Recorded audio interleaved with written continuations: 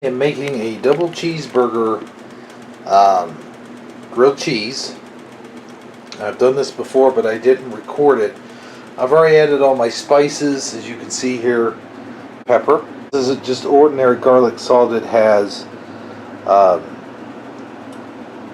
bread. So you put your cheese on your bread first, and then you got your burgers cooking over here. You can see these are still kind of bloody, so they're not done yet.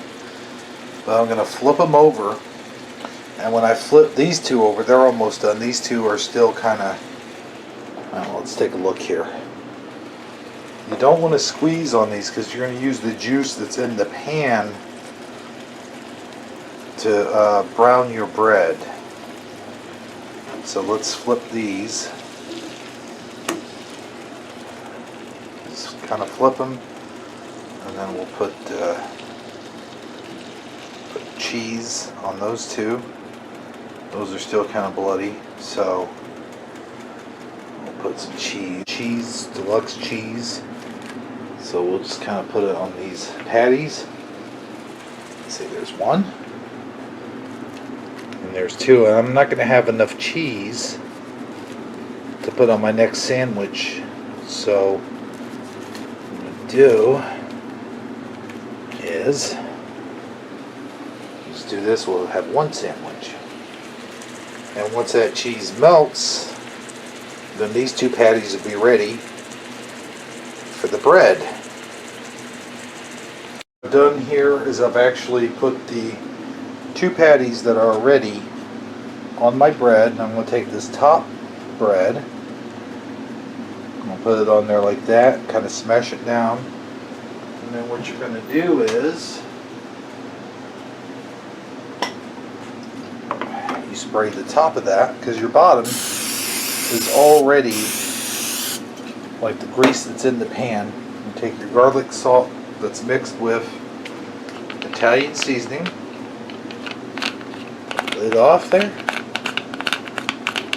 come on, there we go, and just a little tiny bit. You can see it's got like sweet basil and all that, garlic, and you can see these two patties aren't quite ready yet.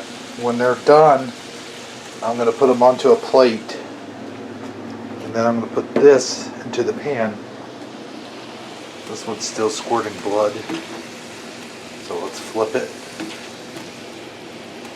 There we go. And I'll record again when I'm ready to put my bread down. So I got the sandwich in here working to perfection. And it may be a little sticky before you flip it over, but just give it enough time. It'll soak up all that good grease. It'll taste good. I got these two patties sitting here, and as you can see, they have no blood whatsoever. So they're ready. And as I mentioned before, I only have one piece of cheese. This broke those two pieces of cheese. We'll take our patties here.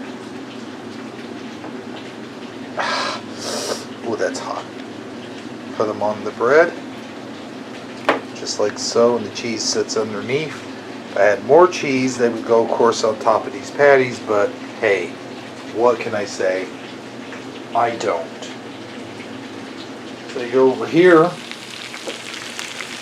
you can see my sandwich is just about ready for the flipping, and we're going to flip it. We may have problems. Sometimes you have problems, right? Like I said, it's going to be a bit sticky, so you just kind of do like that. And then we do our flip. It's got to be a perfect flip. 1, 2, 3.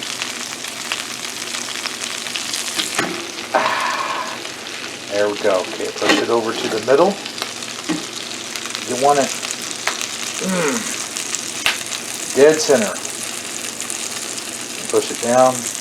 Now, what you want to do after you flip it, just take your finger and just kind of go, that's a little soft. We may have to flip it again, but we'll let that sit until it's crisp.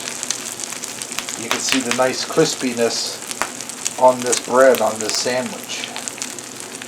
There you have it, a nice, beautiful toasted cheese sandwich. You can see done all the way. If you want to stick grilled onions on this thing, I even got a recipe for that. But that'll be for next time. Spray that pan. Even though there's grease in there, this is a non-stick formula type deal. So we put our other sandwich face down, and that'll be ready as well. Now, the other thing you can do when your pan's got all that grease in there is cut you up some potatoes and throw them in there. I think I'll show that next time. Home fried potatoes using your hamburger grease that's in the pan. So let's turn this up a little bit, and bon appetit. Until next time, this is Hebrew77 saying good eats and good treats and good night.